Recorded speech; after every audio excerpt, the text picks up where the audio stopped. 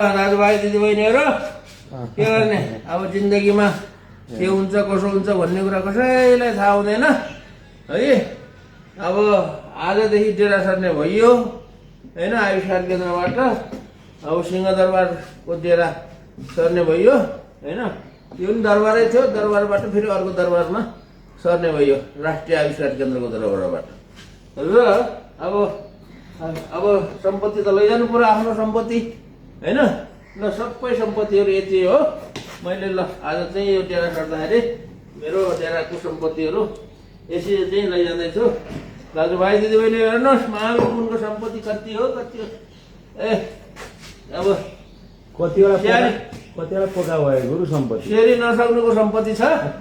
यहाँ चाहिँ सबै कागज पत्रहरू मेरो चाहिँ चाहिने कागज पत्रहरू छ, अरू सम्पत्ति चाहिँ यति हो। ल आज डेरा सर्ने भइयो।